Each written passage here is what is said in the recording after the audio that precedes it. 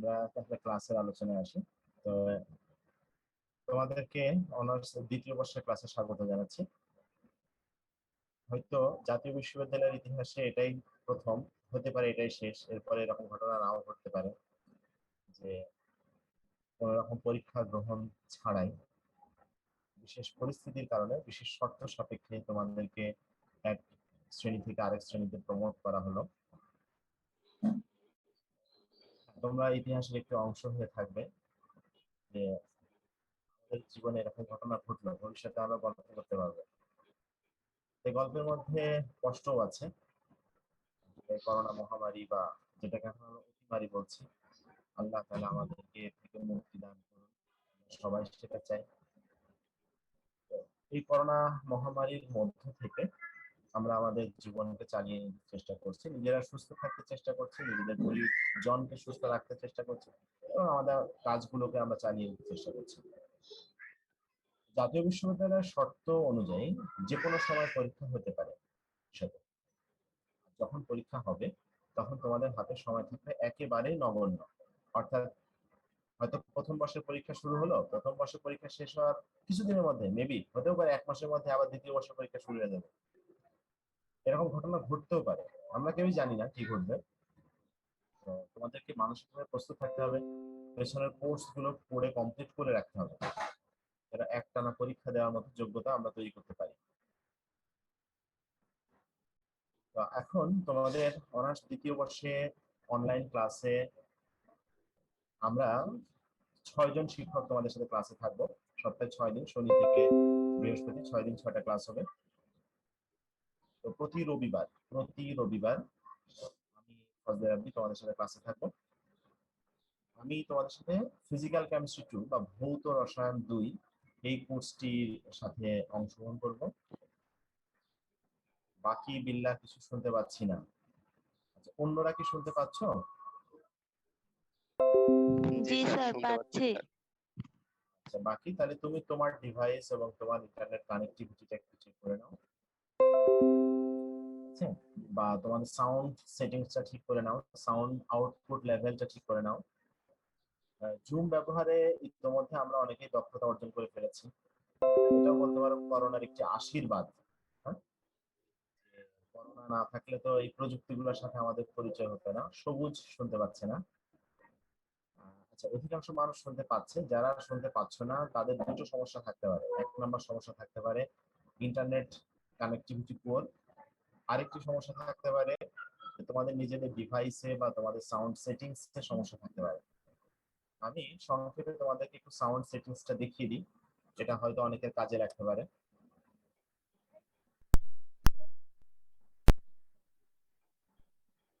দেখো,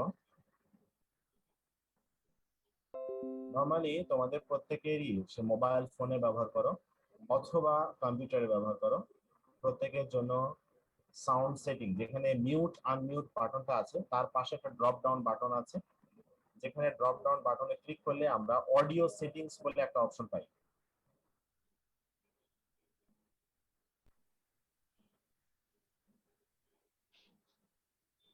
audio settings এ গেলে আমরা এই ধরনের একটা স্ক্রিন দেখতে পাই, যেটা তোমরা এখন স্ক্রিনে দেখতে পাচ্ছ।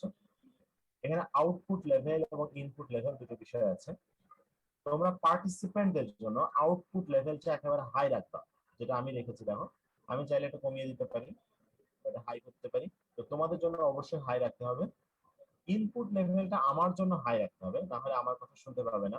দেখো, আমি যদি ইনপুট লেভেলটা কমিয়ে দিই তাহলে তোমরা আগে যারা শুনতে পাচ্ছিলে তারা এখন হয়তো ভালো শুনতে পাচ্ছ না, এর আবার যখন আমি বাড়িয়ে দিব শুনতে পাবে।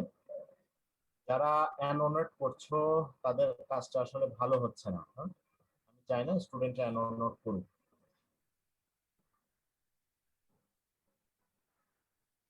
তো এই বিষয়টা একটু সতর্ক থাকতে হবে। মুরসালিন, তুমি কিছু বলতে চাচ্ছ? ঠিক আছে, এখন তুমি বলো কি বলতে চাচ্ছ। মিস্টার মুরসালিন,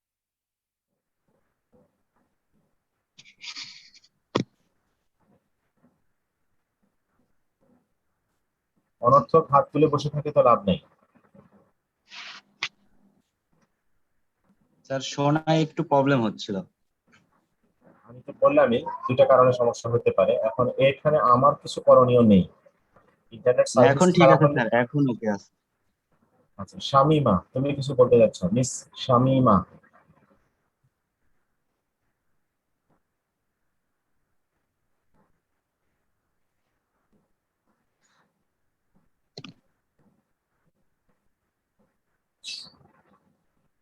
আচ্ছা, আরেকটা বিষয় খেয়াল রাখতে হবে, অনলাইন ক্লাসে সবাইকে খুব সহযোগিতাপূর্ণ মানসিকতা থাকতে হবে, কারণ এখানে শব্দ শুনতে অসুবিধা হবে, দেখতে অসুবিধা হবে।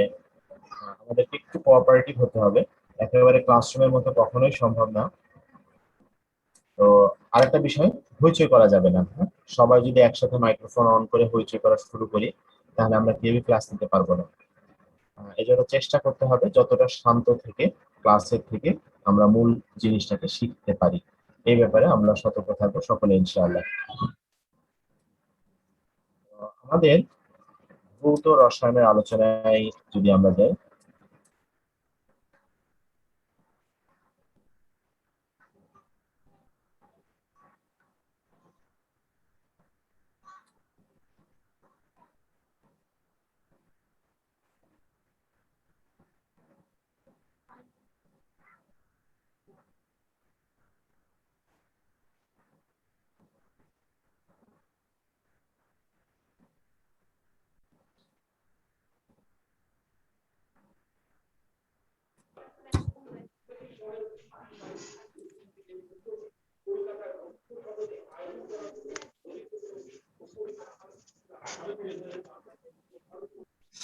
মিউট, দয়া করে মিউট থাকতে হবে।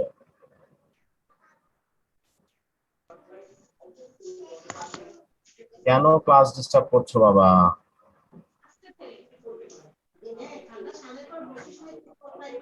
আচ্ছা বুঝছি।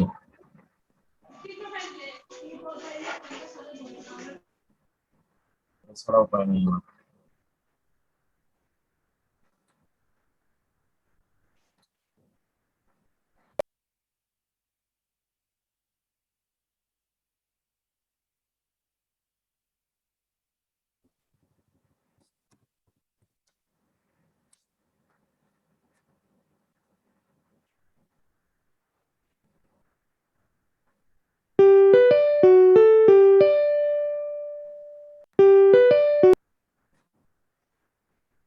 Recording in progress. অনার্স দ্বিতীয় বর্ষের ভৌত রসায়ন 2 কোর্সের দ্বিতীয় অধ্যায় তড়িৎ রসায়ন। তড়িৎ রসায়ন অধ্যায়টি 3টি পরিচ্ছেদে ভাগ করা হয়েছে। প্রথম পরিচ্ছেদে থাকছে তড়িৎ বিশ্লেষ্য পদার্থ সম্পর্কে, দ্বিতীয় পরিচ্ছেদে থাকছে তড়িৎ পরিবাহিতা সম্পর্কিত, এবং তৃতীয় পরিচ্ছেদ থাকবে তড়িৎ রাসায়নিক কোষ এবং কোষ বিভব এই সম্পর্কিত। এই 3টি পরিচ্ছেদের মাধ্যমে ভাগ করে আমরা তড়িৎ রসায়ন চ্যাপ্টারটি পড়ব। প্রথমেই আজকে আমরা তড়িৎ রসায়নের প্রাথমিক কিছু ধারণা বোঝার চেষ্টা করবো, যে আসলে তড়িৎ রসায়ন কি জিনিস বা তড়িৎ কি জিনিস। তড়িৎ সম্পর্কে আলোচনা করতে গেলে আমাদের সবারই একটা ধারণা আছে যে তড়িৎ হচ্ছে চার্জের প্রবাহ। যখন কোনো মাধ্যমে চার্জ প্রবাহিত হয় তখন তাকে আমরা তড়িৎ বলি। এটা হচ্ছে তড়িতের স্বাভাবিক ধারণা। ছোটবেলায় আমরা শিখেছিলাম ইলেকট্রনের প্রবাহকে তড়িৎ বলে।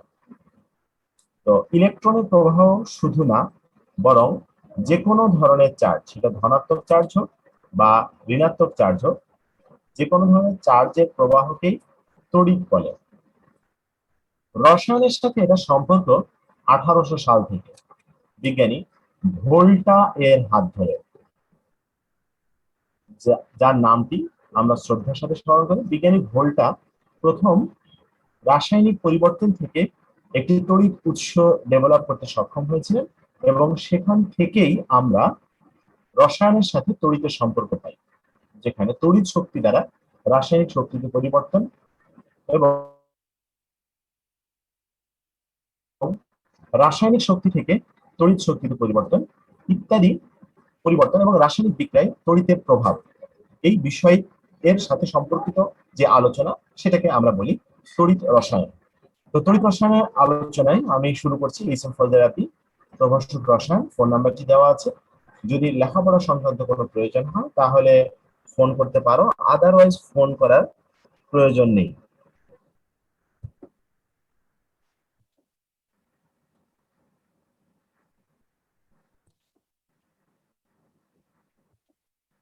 এখন এই তড়িৎ বা চার্জের প্রবাহ যে সকল পদার্থের ভিতর দিয়ে প্রবাহিত হতে পারে তাদেরকে বলি তড়িৎ পরিবাহী।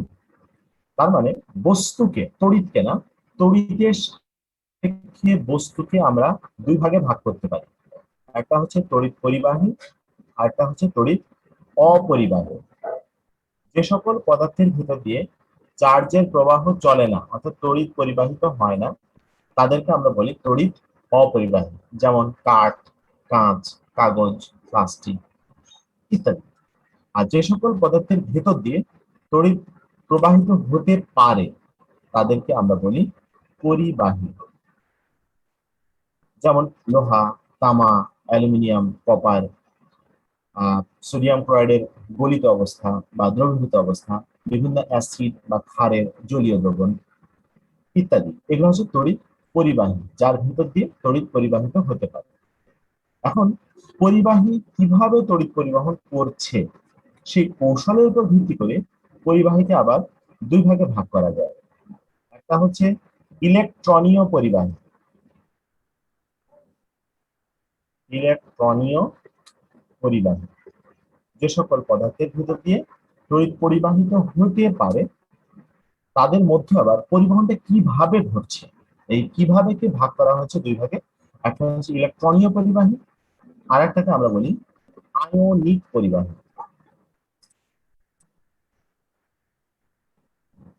ইলেকট্রনীয় পরিবাহীতে চলাচলকারী ইলেকট্রনের মাধ্যমে তড়িৎ পরিবহন সংঘটিত হয়। ইলেকট্রনীয় পরিবাহীতে চলাচলকারী ইলেকট্রন মানে পদার্থের ভিতর দিয়ে গতিশীল ইলেকট্রনের মাধ্যমে তড়িৎ পরিবহন হয়ে থাকে।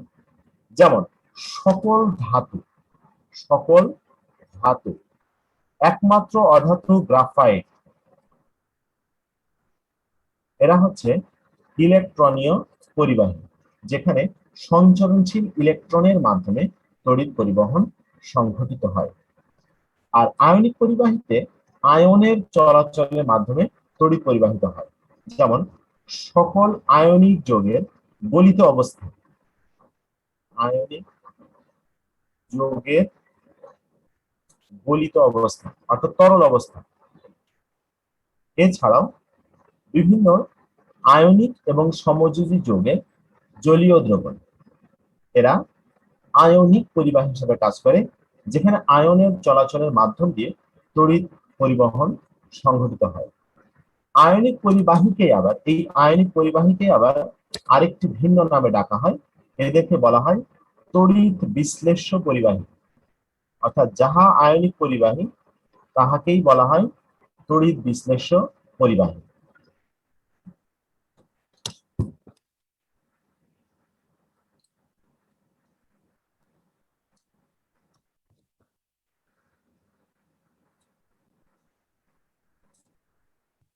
Recording stopped. এই পর্যন্ত কথা বলতে বলতে তোমরা অনেকে প্রচুর মেসেজ পাঠাচ্ছ। এখন এই মেসেজ গুলোকে আদৌ খুব একটা দরকারি?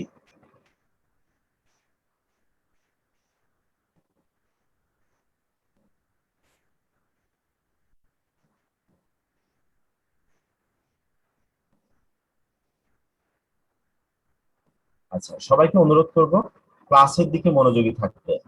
মেসেজ লিখার, মেসেজ পড়ার দিকে মনোযোগ চলে গেলে আমরা ক্লাসের মনোযোগ হারিয়ে ফেলবো। দয়া করে ক্লাসে মনোযোগ থাকতে হবে। আচ্ছা, যতটুকু কথা বললাম আশা করি এতটুকু সবাই বুঝতে পেরেছো। এখান থেকে কোনো প্রশ্ন আছে?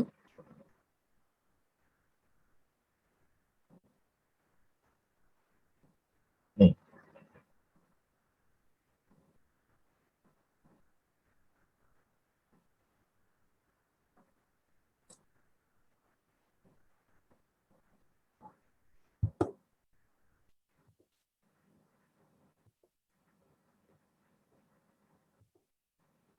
আমরা এখন তাহলে তড়িৎ বিশ্লেষ্য পরিবাহী নিয়ে মূল আলোচনায় যাব।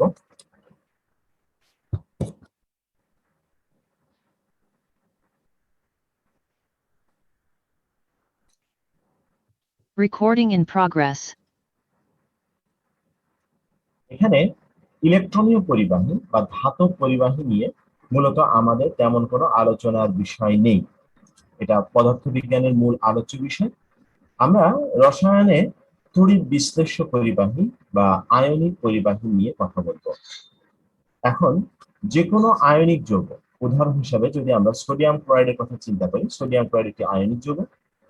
সলিড সোডিয়াম ক্লোরাইডকে যদি আমরা তাপ প্রয়োগের মাধ্যমে সোডিয়াম ক্লোরাইডের লিকুইড ফেজে নিয়ে যেতে পারি, এটা গলনাঙ্ক 801 ডিগ্রি সেলসিয়াস, 801 ডিগ্রি সেলসিয়াস তাপমাত্রায় সোডিয়াম ক্লোরাইডকে যদি তরল দশায় রূপান্তর করা হয়, তাহলে সেই তরল দশায় আর সোডিয়াম ক্লোরাইড ক্রিস্টাল হিসাবে থাকে না, বরং সোডিয়াম আয়ন এবং ক্লোরাইড আয়ন হিসেবে বিয়োজিত হয়। তখন সোডিয়াম আয়ন এবং ক্লোরাইড আয়ন উভয়ে নিজ স্থান থেকে চলাচল করতে সক্ষম হয়। তারা কোনো এক স্থানে স্থির না থেকে চলাচল করতে পারে।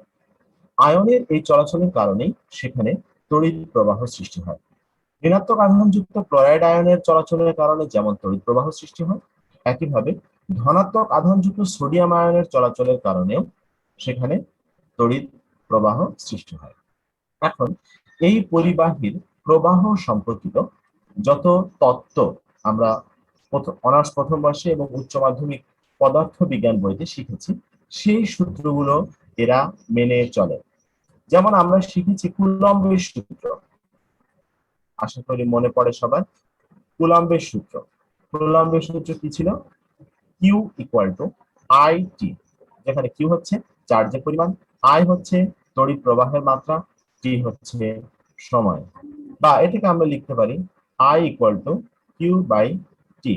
তাহলে একক সময়ে প্রবাহিত চার্জের পরিমাণকে বলা হয় তড়িৎ প্রবাহ। এই সূত্র যেমন ধাতব পরিবাহীর জন্য প্রযোজ্য, একই রূপভাবে ইলেকট্রনীয় পরিবাহীর ক্ষেত্রে প্রযোজ্য, আয়নিক পরিবাহীর ক্ষেত্রে প্রযোজ্য, অর্থাৎ তড়িৎ বিশ্লেষ্য পরিবাহীর ক্ষেত্রেও এই ফর্মুলাটি প্রযোজ্য। আমরা শিখেছিলাম ওহমের সূত্র। ওহমের সূত্রে কি শিখেছিলাম? ভি ইকুয়াল টু আই আর, অর্থাৎ তড়িৎ প্রবাহ এবং রোধ এর গুণফল বিভব পার্থক্যের সমান। তাহলে এখান থেকে আমরা লিখতে পারি I equal to V by R, মানে একক রোধ এর বস্তুর মধ্যে যে বিভব পার্থক্য থাকে সেটাই হচ্ছে তার তড়িৎ প্রবাহের সমান। এই সূত্রটি যেমন ধাতব পরিবাহীর জন্য প্রযোজ্য, তড়িৎ বিশ্লেষ্য পরিবাহীর জন্য প্রযোজ্য। এখানে ইলেকট্রনীয় পরিবাহীর ক্ষেত্রে আরেকটা বিষয় থাকে পরিবাহিতা, যেটা রোধের বিপরীত রাশি হিসাবে আমরা গণনা করি। পরিবাহিতা, পরিবাহীর একটা বৈশিষ্ট্য হচ্ছে পরিবাহিতা। পরিবাহিতা হচ্ছে পদার্থের একটি ধর্ম, যে ধর্মের কারণে ওই পরিবাহী পদার্থের মধ্যে তড়িৎ প্রবাহ চলমান থাকে, সেটাকে আমরা বলি পরিবাহিতা। এটাকে সাধারণত জি দ্বারা প্রকাশ করা হয়। জি কে রোধের বিপরীত রাশি হিসাবে চিন্তা করা হয়, জি ইকুয়ালস টু 1/r। তাহলে রোধ জিনিসটা কি? রোধ আর, রোধ হচ্ছে পদার্থের এমন একটি বৈশিষ্ট্য যা ওই বস্তুর ভিতর দিয়ে তড়িৎ প্রবাহ সৃষ্টি করতে বাধা সৃষ্টি করে। রোধ পদার্থের এমন একটি বৈশিষ্ট্য যা ওই পদার্থের ভিতর দিয়ে তড়িৎ প্রবাহ বাধা সৃষ্টি করে, এটা হচ্ছে রোধ। এখন রোধ এবং পরিবাহিতার সাথে সম্পর্ক রেখে আরেকটি শব্দ আমরা উচ্চ মাধ্যমিক শ্রেণীতে এগুলো শিখেছিলাম, আপেক্ষিক রোধ এবং আপেক্ষিক পরিবাহিতা। আপেক্ষিক রোধ এবং আপেক্ষিক পরিবাহিতা বলে দুটো শব্দ আমরা শিখেছিলাম।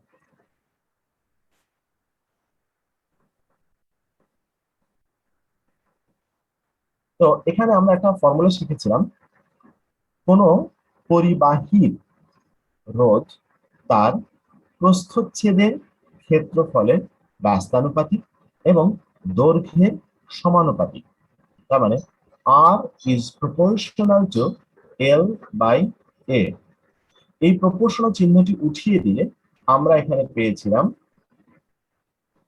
R ইকুয়াল টু একটা proportionality constant rho into L by A, R equal to rho into L by A। তাহলে এইটাকে যদি আমরা একটু মডিফাই করে লিখি, তাহলে আমরা এখানে লিখতে পারি rho equal to R A divided by এল।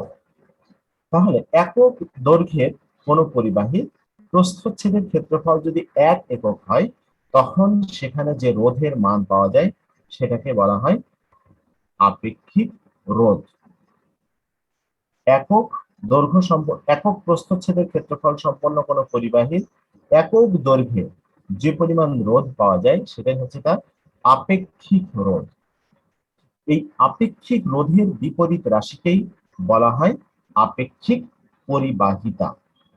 এখন এই আপেক্ষিক রোধ এবং আপেক্ষিক পরিবাহিতা এটা কেবল ধাতব পরিবাহী বা ইলেকট্রনীয় পরিবাহীর জন্য প্রযোজ্য। তড়িৎ বিশ্লেষ্য বা আয়নিক পরিবাহীর জন্য এখানে আরো ভিন্ন দুটি শব্দ ব্যবহৃত হয়, সেটা হচ্ছে তুল্য পরিবাহিতা।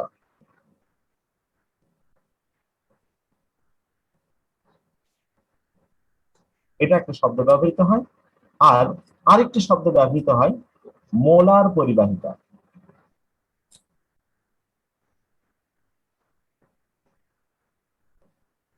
এই তুল্য পরিবাহিতা এবং মোলার পরিবাহিতা সম্পর্কে আরেকটু ডিটেলস ম্যাথমেটিক্যাল এক্সপ্রেশন এবং ক্যালকুলেশন আমরা আগামীতে শিখব। আজকে শুধু এই ধারণাটা নিয়ে রাখলাম যেটা আমাদের প্রয়োজন হবে। Recording stopped.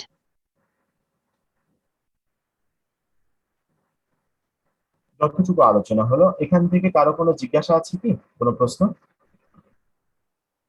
You can raise your hand.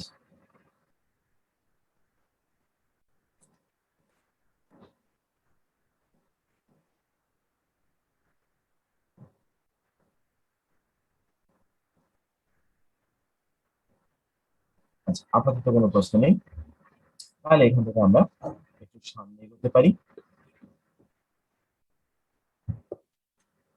সামনে এগিয়ে আমরা তড়িৎ বিশ্লেষণ প্রক্রিয়া সম্পর্কে একটু জানার চেষ্টা করব।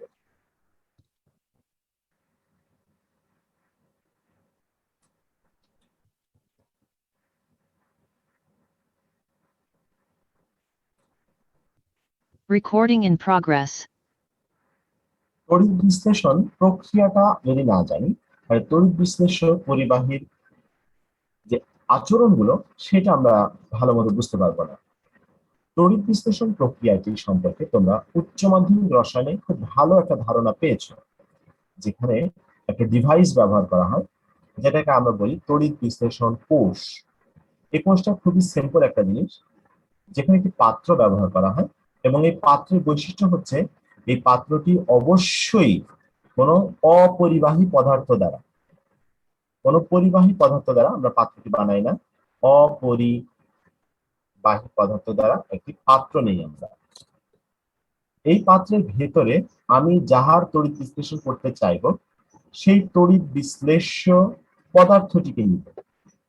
মনে করো এখানে আমি সোডিয়াম ক্লোরাইডের দ্রবণ নিচ্ছি। হ্যাঁ, এটি একটি দ্রবণ যেটা আমরা বলছি যে সোডিয়াম ক্লোরাইড। তাহলে এখানে মাঝখানে আমি সোডিয়াম ক্লোরাইডের দ্রবণ নিলাম, বা যে কোনো আয়নিক যৌগের দ্রবণ আমরা নিতে পারি বা গলিত অবস্থা নিতে পারি। এর ভেতরে দুটি ধাতব দণ্ড অর্থাৎ ইলেকট্রনীয় পরিবাহীকে নিমজ্জিত করা হবে। এটা ধাতব হতে পারে, গ্রাফাইটের দণ্ডও হতে পারে, অর্থাৎ যারা ইলেকট্রনীয় পরিবাহী হিসেবে কাজ করে। এটা হবে ইলেকট্রনীয় পরিবাহী। এই ইলেকট্রনীয় পরিবাহীটি বাহ্যিক বর্তনীর সাথে তড়িৎ বিশ্লেষ্য পদার্থের তড়িৎ সংযোগ স্থাপন করবে। এদেরকে আমরা বলি তড়িৎ দাব। তার মানে তড়িৎ বিশ্লেষণ কোষে তড়িৎ বিশ্লেষ্য পদার্থের সাথে বাহ্যিক বর্তনীতে তড়িৎ সংযোগ স্থাপনের জন্য যে ইলেকট্রনীয় পরিবাহী ব্যবহৃত হয় তাকে আমরা বলি তড়িৎ দাব। এখন এটাকে বাহ্যিক বৈদ্যুতিক সংযোগে সংযুক্ত করা হবে। আমরা এখানে বৈদ্যুতিক সংযোগ হিসাবে একটা পাওয়ার সেল নিলাম, এখানে প্রয়োজনীয় একটা সুইচ দিলাম এবং এখানে আমরা সংযোগ স্থাপন করলাম। সুইচকে এই প্রতীক দ্বারা প্রকাশ করা হয়, এটাকে কে লেখা হয়। আর এটা হচ্ছে ইলেকট্রোমোটিভ ফোর্সের উৎস ব্যাটারি। এই পাশটা ধনাত্মক, এই পাশটা ঋণাত্মক, তাহলে এই জায়গাটা ধনাত্মক, এই জায়গাটা থাকবে ঋণাত্মক। এখন তড়িৎ বিশ্লেষ্য দ্রবণ যেটা আমরা ব্যবহার করছি, এই দ্রবণের মধ্যে দুই ধরনের আয়ন আছে, ধনাত্মক আয়ন এবং ঋণাত্মক আয়ন। অর্থাৎ এখানে সোডিয়াম আয়ন আছে, আবার ক্লোরাইড আয়ন আছে বিবেচনা করছি। যখন পাওয়ার অন করে দেওয়া হবে তখন সোডিয়াম আয়নটি ঋণাত্মক আধানযুক্ত তড়িৎদ্বারের দিকে ধাবিত হবে এবং ক্লোরাইড আয়নটি ধনাত্মক আধানযুক্ত তড়িৎদ্বারের দিকে ধাবিত হবে। তখন ঋণাত্মক তড়িৎদ্বারে যে সোডিয়াম আয়ন একটা ইলেকট্রন গ্রহণ করে সোডিয়াম ধাতুতে পরিণত হবে বা পরমাণুতে পরিণত হবে।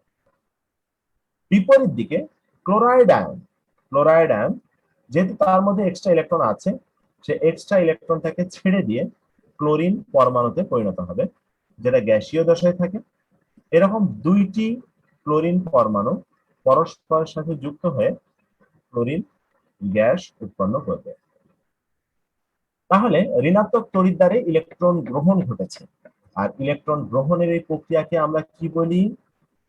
বিজারণ বলি।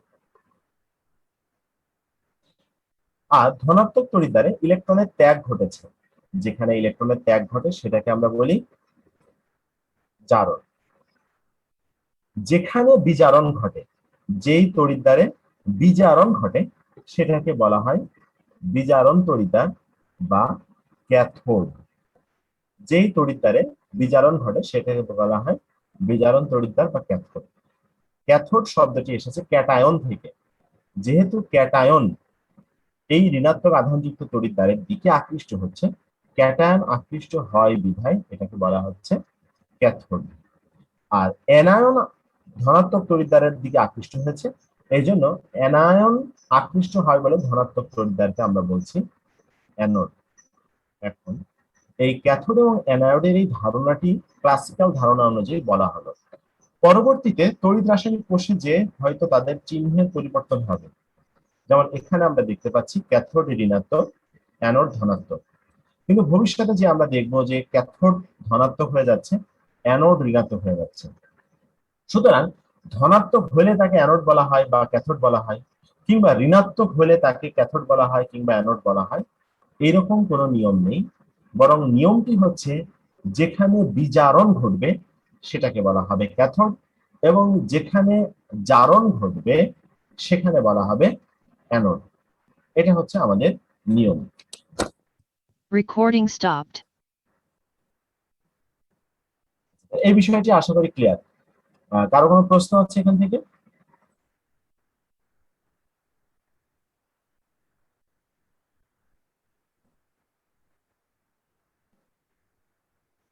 কারো কোনো জিজ্ঞাসা থাকলে বলতে পারো।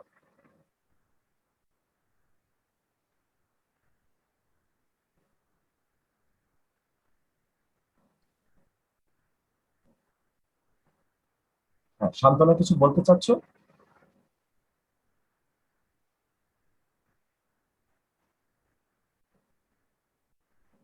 আচ্ছা, না বলতে চাচ্ছ না, ঠিক আছে।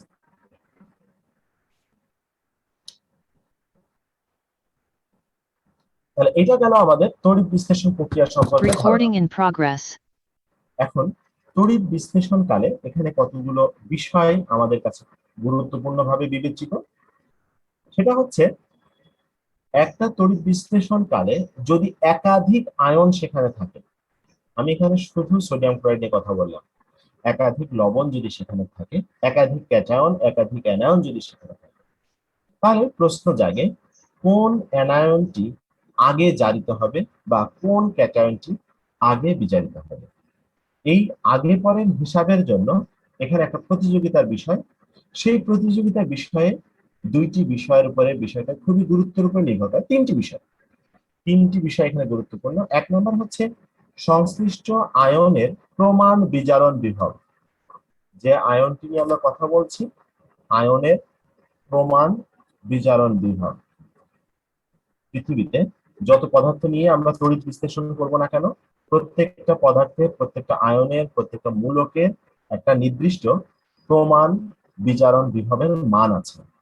এই মানটা দ্বারা ওই বস্তুটি কত সহজে জারিত কিংবা বিজারিত হতে চায় তার শক্তি মাত্রাকে বোঝায়। যার বিজারণ বিভবের মান যত বেশি, তার বিজারিত হওয়ার প্রবণতা তত বেশি। আর যার বিজারণ বিভবের মান যত কম, তার জারিত হওয়ার প্রবণতা তত বেশি। এই মান থেকে আমরা তুলনা করতে পারি কোন পদার্থটি আগে বিজারিত হবে এবং কোন পদার্থটি আগে জারিত হবে।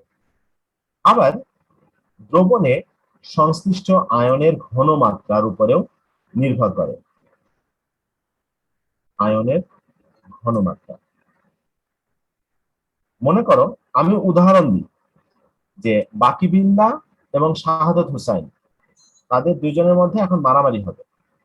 এই মারামারিতে কে জিতবে? যার গায়ে শক্তি বেশি সে জিতবে। মনে করলাম বাকিবিল্লার গায়ে অনেক শক্তি, বাকিবিল্লাহ জিতে যাবে, শাহাদাত হুসাইন হেরে যাবে। তার মানে হচ্ছে বাকিবিল্লার বিজারণ বিভবের মান বেশি, শাহাদাত হুসাইনের বিজারণ বিভবের মান কম। এখন বলছি দ্রবণে আয়নের ঘনমাত্রাটা একটা বিষয়। এখন মনে করো আমি ক্লোন করে একটা শাহাদাত হুসাইনের জায়গায় 10টা শাহাদাত হুসাইন তৈরি করলাম, 10 জনই শাহাদাত হুসাইন। তারা এখন বাকিবিল্লার সাথে লড়াই করবে। বাকিবিল্লাহ তো একজন, যদিও একজন শাহাদাত হুসাইন দুর্বল, কিন্তু 10 জন শাহাদাত হুসাইন এসে বাকিবিল্লাহকে হারিয়ে দিবে। তার মানে প্রমাণ বিজারণ বিভব যার বেশি সে আগে বিজারিত হতে চায়, কথা ঠিক, কিন্তু প্রমাণ বিজারণ বিভব যার কম সেটা যদি ঘনমাত্রায় অত্যধিক বেশি থাকে, সেক্ষেত্রে অধিক ঘনমাত্রা বিশিষ্ট আয়নটি আগে বিজারিত হতে পারে, যদিও তার বিজারণ বিভবের মান কম থাকে। তৃতীয় আরেকটি বিষয় হচ্ছে তড়িৎ দ্বারের প্রকৃতি। আমরা তড়িৎ দ্বার হিসাবে যে পদার্থটি ব্যবহার করব তার উপরেও নির্ভর করে। এখন মনে করো শাহাদাত হুসাইন এবং বাকিবিল্লাহ লড়াই করছিল কোন একটা বস্তু পাওয়ার জন্য, কিন্তু সেই বস্তুটি মনে করো আমার কাছে আছে, আমার হাতে আছে, আমি বলেছি যে লড়াই করে জিতবে এটা তার। এখন হতে পারে যে এর মধ্যে কোনো একজন আমার আত্মীয় হয়, মনে করো বাকিবিল্লাহ আমার আত্মীয় হয়, আমার ভাগ্নে হয়। তাহলে আমি কি করব? লড়াইয়ের মধ্যে একটা দুর্নীতি করে দিব, লড়াই যাই হোক না কেন আমি এই পুরস্কারটা আমার ভাগ্নেকে দিয়ে দিব, মামা ভাগ্নে সম্পর্ক বলে কথা। তার মানে তড়িৎ দ্বার হিসেবে যে পদার্থটি ব্যবহৃত হচ্ছে আর তড়িৎ বিশ্লেষণের মধ্যে যে আয়নটি আছে তাদের মধ্যে যদি বিশেষ কোনো আকর্ষণ বা সম্পর্ক থাকে, তাহলে এক্ষেত্রে ঘনমাত্রা যারই কম বেশি হোক না কেন, বিজারণ বিভব যারই কম বেশি হোক না কেন, যাদের পরস্পরের মধ্যে সম্পর্ক থাকবে তারাই একে অপরের সাথে যুক্ত হয়ে জারণ অথবা বিজারণ বিক্রিয়া ঘটিয়ে দিবে। এরকম একটা মাত্র উদাহরণ তোমাদের সামনে আসবে, সেটা হচ্ছে সোডিয়াম আয়নের সাথে মার্কারির একটা সম্পর্ক আছে। অর্থাৎ তড়িৎদ্বার হিসাবে যদি মার্কারি ব্যবহার করা হয় আর তড়িৎ বিশ্লেষ্য পদার্থ হিসাবে যদি সোডিয়াম আয়ন থাকে, সোডিয়াম আয়নের ঘনমাত্রা যদিও কম হয়, সোডিয়ামের চাইতে অধিক বিজারণ ক্ষমতা সম্পন্ন যদি আয়নই থাক না কেন, সোডিয়াম আয়নই বিজারিত হয়ে মার্কারির সাথে যুক্ত হয়ে যাবে। এটা একটি স্পেশাল কেস। এটা গেল কোন আয়নটি জারিত হবে বা কোন আয়নটি বিজারিত হবে তার আলোচনা। এখানে আরেকটি প্রশ্ন এসে যায়, সেটা হচ্ছে যে ধরে নিলাম যে কোন একটা আয়ন জারিত বা বিজারিত হচ্ছে, কিন্তু ওই যে আগের স্লাইডে যেটা আমরা দেখেছিলাম কুলম্বের সূত্র, ভোল্টের সূত্র, এই বিষয়গুলো, তাহলে এখান থেকে আরেকটি প্রশ্ন দেখা যায়, সেটা হচ্ছে কতটুকু সময়ের মধ্যে কতটুকু পদার্থ বিক্রিয়ায় অংশগ্রহণ করবে, কতটুকু পদার্থ বিক্রিয়ায় অংশগ্রহণ করবে, এটি একটি প্রশ্ন এসে যায়। এই প্রশ্নের উত্তর দেওয়ার জন্য বিজ্ঞানী ফ্যারাডে উনি গাণিতিক সূত্রের মাধ্যমে প্রকাশ করেছেন যে কতটুকু পদার্থ বিক্রিয়ায় অংশগ্রহণ করে যেখানে জারিত বা বিজারিত হবে, কতটুকু ক্লোরিন গ্যাস তৈরি হবে, কতটুকু সোডিয়াম ধাতু তৈরি হবে, সেই বিষয়টি ফ্যারাডে ব্যাখ্যা করেছেন। তাহলে এখন আমরা ফ্যারাডের সূত্রটা একটু পড়ে নিব। ফ্যারাডের সূত্রটা পড়লে মোটামুটি আমাদের ধারণাটা স্পষ্ট হয়ে যাবে। ফ্যারাডের সূত্র বুঝতে গেলে এই স্লাইডটা আগে ক্লিয়ার করে দিচ্ছি। ফ্যারাডে কি বলছেন? ফ্যারাডে বলছেন যে কোনো একটা তড়িৎ বিশ্লেষ্য কোষে কোনো একটা তড়িৎ দ্বারে জারিত বা বিজারিত পদার্থের ভর বা ওয়েট ওই তড়িৎ কোষে প্রবাহিত চার্জের সমানুপাতিক। তার মানে W is proportional to Q। কোনো একটি তড়িৎ বিশ্লেষণ কোষে কোনো একটি তড়িৎ দ্বারে জারিত বা বিজারিত পদার্থের ভর প্রবাহিত চার্জের সমানুপাতিক। দ্বিতীয় বিষয় হচ্ছে একই পরিমাণ চার্জ ভিন্ন ভিন্ন পদার্থের মধ্য দিয়ে যদি চালনা করা হয়, তাহলে প্রত্যেকটি পদার্থের জারিত বা বিজারিত হওয়ার পরিমাণ তার তড়িৎ রাসায়নিক তুল্যাঙ্কের উপরে নির্ভর করে। তড়িৎ রাসায়নিক তুল্যাঙ্ককে জেড দ্বারা প্রকাশ করা হয়। তাহলে এই দুটো জিনিসকে একত্রিত করে ফ্যারাডের সমীকরণ লেখা হয় W equal to Z Q. Q হচ্ছে প্রবাহিত চার্জের পরিমাণ, আর জেড হচ্ছে তড়িৎ রাসায়নিক তুল্যাঙ্ক। তাহলে কতটুকু চার্জ আমি প্রবাহিত করব সেটাকে আমি মেপে নিতে পারি। অ্যামিটারের সাহায্যে তড়িৎ প্রবাহটা মাপতে পারি, আর ঘড়ির সাহায্যে সময় মাপতে পারি। আই এবং টি মেপে নিয়ে কিউ হিসাব করে নিতে পারি। আর জেড হচ্ছে তড়িৎ রাসায়নিক তুল্যাঙ্ক। এটাকে দুইভাবে ব্যাখ্যা করা যায় বা সংজ্ঞায়িত করা যায়। আমরা একটু দেখি তড়িৎ রাসায়নিক তুল্যাঙ্ক সম্পর্কে।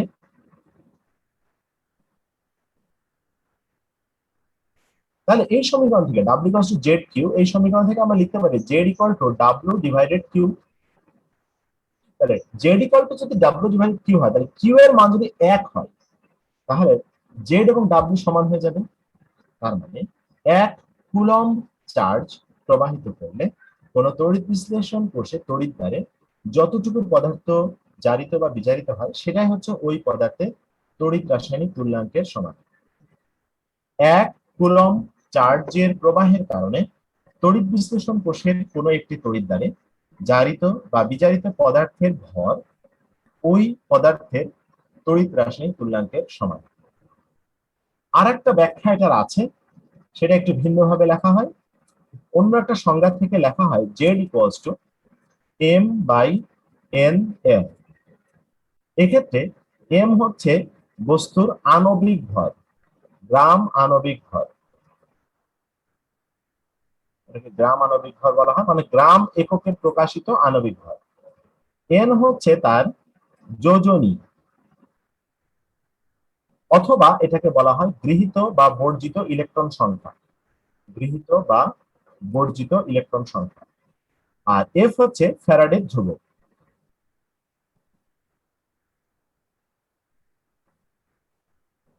এফ হচ্ছে ফ্যারাডে ধ্রুবক, এর মান ৯৬,৫০০ কুলম্ব। এই মান থেকেও জেড এর মান পাওয়া যায়।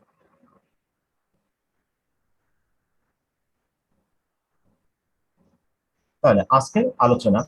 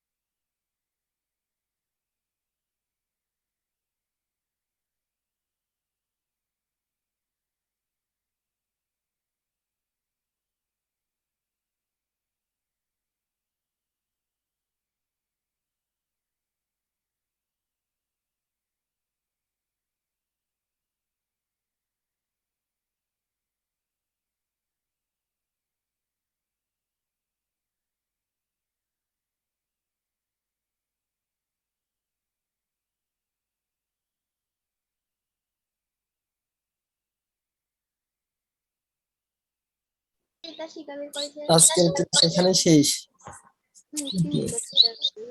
স্যার তো কিছু বললো না।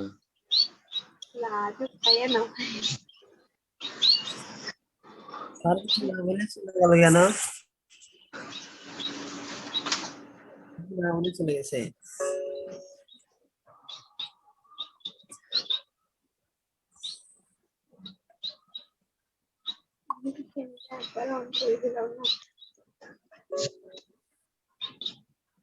আজকে